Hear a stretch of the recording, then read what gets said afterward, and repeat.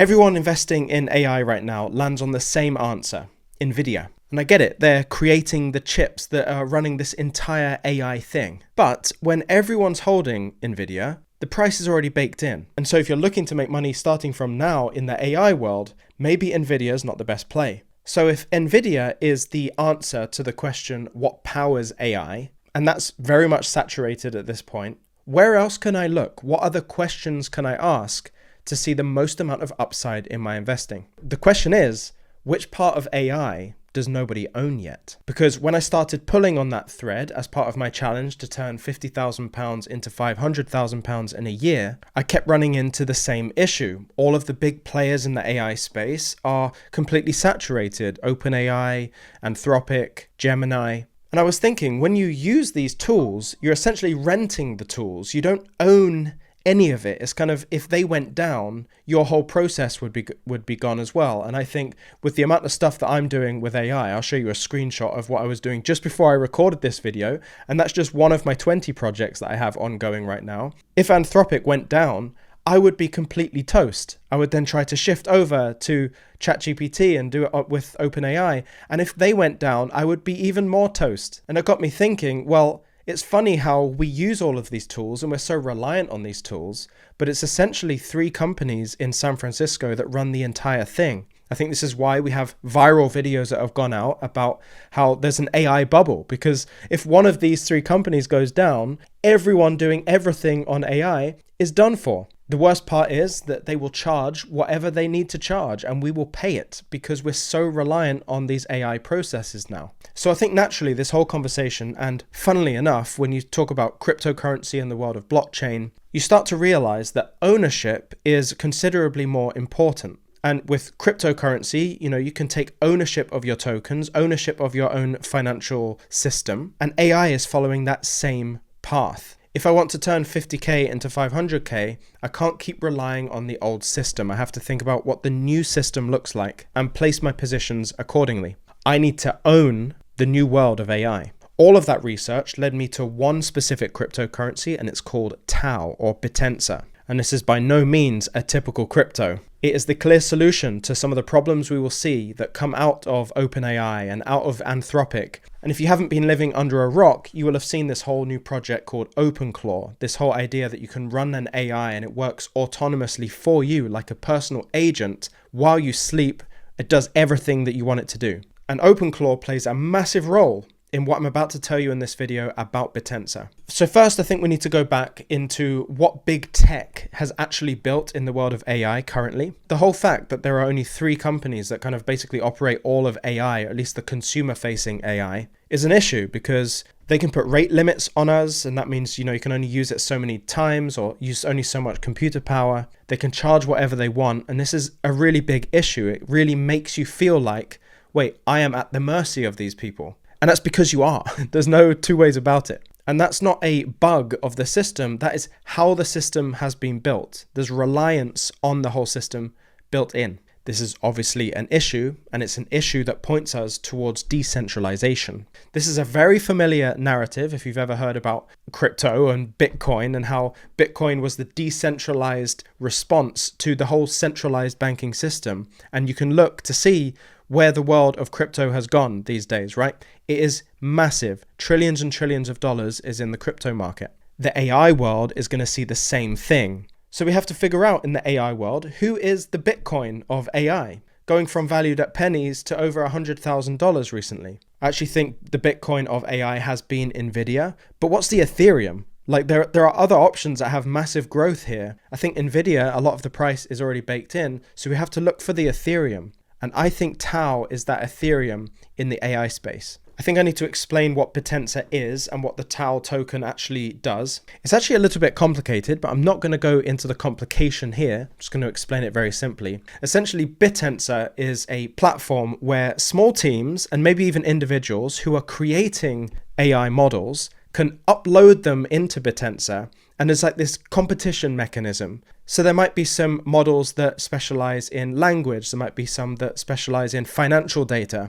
Whatever it is, these models are uploaded, they're categorized, and then there's basically a massive competition to see which one performs the best. Now, the models that perform the best on Bittensor are rewarded with tau. So if you're a developer and you create your own AI model, a completely decentralized model, you can upload it to Bittensor and actually earn tau tokens. So as with many cryptocurrencies, tau is the fuel for the system. But what I found really interesting and is a massive indicator of potential growth coming is developer activity. The increase in developer activity on Bittensor is incredible. Like, it's getting started. People are building on it. You have to think the next OpenClaw, the next big development may come from this decentralized way of doing AI rather than the reliance on the centralized way. I'll just show you the screenshot of the amount of charges I got from Anthropic from running some agents overnight. It's not really sustainable at this cost. And so a more decentralized, cheaper option will be a big consideration for millions of people using AI right now.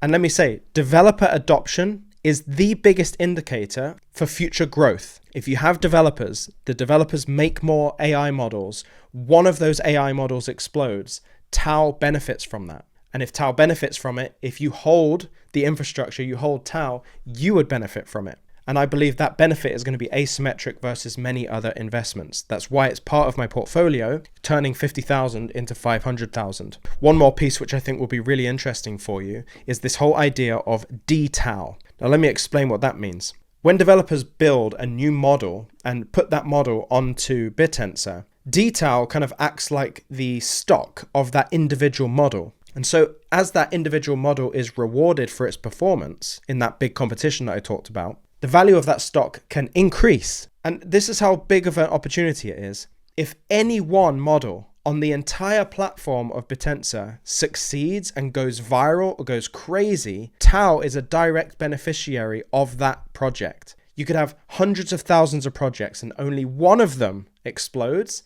That benefits tau. So I'm looking at that and I'm thinking, okay, maybe I don't have to choose the specific model that's going to explode because my odds at that point are like 1 in 1,000. Or I can just have tau own the infrastructure and one of them inevitably is going to explode or go viral, have loads of attention, and the price of tau is going to increase. In my recent video where I talked about Chainlink, which is another one of the assets in my portfolio, I talked about the picks and the shovels in the gold rush. The people who made the most amount of money weren't going for the gold. They were providing the picks and the shovels for people to go and find the gold. Bittensor and tau is exactly that for this new wave of AI. Now, this is very high risk, I will say. Tau is extremely early, but when I look at the trend right now, 1 million people using OpenClaw is absolutely insane. OpenClaw inherently is more of an independently run model. I'm telling you, there is a trend right now that suggests that as AI continues to grow, that community of people who want it decentralized, look, the pattern is clear. This happened in crypto,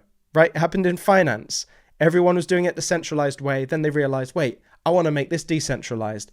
Boom, there's Bitcoin. Boom, there's Ethereum, XRP, Solana. This is what we're talking about here. We're at that stage. We are pre-Bitcoin in the AI space. And if you want to position yourself in a Bitcoin-esque or an Ethereum-esque asset in the AI space, I've done that, and I think that's in tau. With the recent kind of trend of OpenClaw and how popular that's been, I think we might be in the window of time, specifically a year kind of time period, perfect for my challenge, that sure, we could see the decrease in desire for decentralized AI, but we very well could see the increase. And if there is an increase, tau is perfectly positioned for that, and that's why I'm there. Now, I get loads of people asking me where I buy my cryptos. I specifically and exclusively go to Caleb & Brown to buy all of my cryptocurrencies. Every time I make a purchase of my crypto, I always have an email sent to my broker. You get a personal broker with Caleb & Brown. You can message them, text them. You can ask them to buy something, sell something. It's amazing. It's the best in class, and I will continue to use them forever.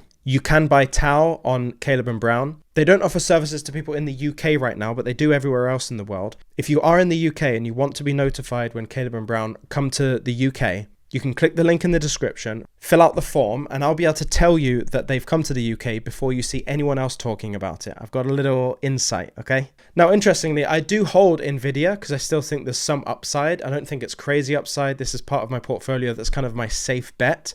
But I bought my Nvidia on eToro. Again, the link is in the description. eToro are a very simple, user-friendly interface. You can actually copy all of my trades on eToro as well. That's regarding all my stocks. And these are assets that I have in my 50 to 500k challenge as well. If you've got any thoughts and feelings on Bittensor, please leave them in the comments. I read every single one. I'll be back very soon with an update on how the performance of my portfolio is going. I think we're about 3 weeks in now, so we'll have the first month update very soon. Subscribe to this channel if you enjoyed it, and I'll see you in the next one.